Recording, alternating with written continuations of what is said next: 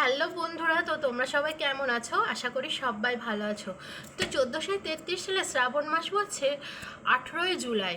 তো আজকে আমি তোমাদের সাথে শেয়ার করব শ্রাবণ মাসে কি কি উৎসব পালিত হয়ে থাকে। তো চলো ভিডিওটি শুরু করা যাক। তো শ্রাবণ মাসে বেশ কিছু গুরুত্বপূর্ণ উৎসব ও ব্রত পালিত হয়। আর শ্রাবণ মাস মহাদেবকে উৎসর্গ করা হয়, কারণ এই মাসটাকে দেবাদিদেব মহাদেবের মাস হিসাবেই ধরা হয়।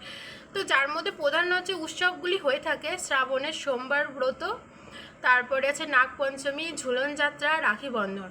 এই পবিত্র মাসটি মূলত দেবাদিদেব মহাদেবের উপাসনার জন্য বিশেষভাবে সমর্পিত। তো কি কি প্রধান উৎসব ও ব্রত হয়ে থাকে এই মাসে, তো তোমাদের সাথে আমি সেটাই শেয়ার করছি। তো এই মাসের প্রধান উৎসব ও ব্রত হয়ে থাকে, প্রথম ব্রত তো শ্রাবণের সোমবার, মানে মহাদেবকে অর্পণ করা যে সোমবারগুলি হয়ে থাকে সেগুলি হচ্ছে শ্রাবণের সোমবার। তো শ্রাবণের সোমবার এবারে 4টি পড়েনি, মোট 5টি পড়েছে। প্রতি সোমবার শিব ভক্তরা উপবাস রেখে শিবলিঙ্গে জল ও বেলপাতা দিয়ে পুজো করেন। আপনারা জলের সাথে গঙ্গা জল, মধু, ঘি, আকন্দ ফুল, নীল ফুল, অপরাজিতা ফুল, কলকে ফুল সহ অনেক কিছু দিতে পারেন। আচ্ছা, মঙ্গল গৌরী ব্রত হয়, মানে মঙ্গল গৌরী ব্রত এই মাসে হয়ে থাকে।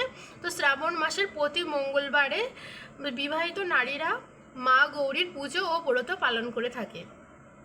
আচ্ছা, নাগপঞ্চমী, এই মাসে নাগপঞ্চমী হয়ে থাকে। তো নাগপঞ্চমী শ্রাবণ মাসের শুক্লপক্ষের পঞ্চমী তিথিতে নাগ দেবের পুজো করা হয়। ঝুলন যাত্রা হয়ে থাকে একাদশী থেকে পূর্ণিমা পর্যন্ত। রাধাকৃষ্ণের দোল বা ঝুলন যাত্রা বা ঝুলন উৎসব অত্যন্ত আনন্দের সাথে উদযাপিত করা হয়।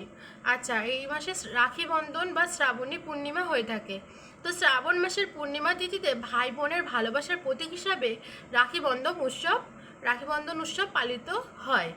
তো এই মাসের প্রধান 5টি উৎসব এখানে লেখা আছে শাস্ত্র মতে হয়ে থাকে, যেটি হচ্ছে শ্রাবণের সোমবার, মঙ্গলবারে হয় গৌরী ব্রত, নাগপঞ্চমী, ঝুলন যাত্রা আর রাখি বন্ধন বা রাখি পূর্ণিমা বা শ্রাবণী পূর্ণিমা।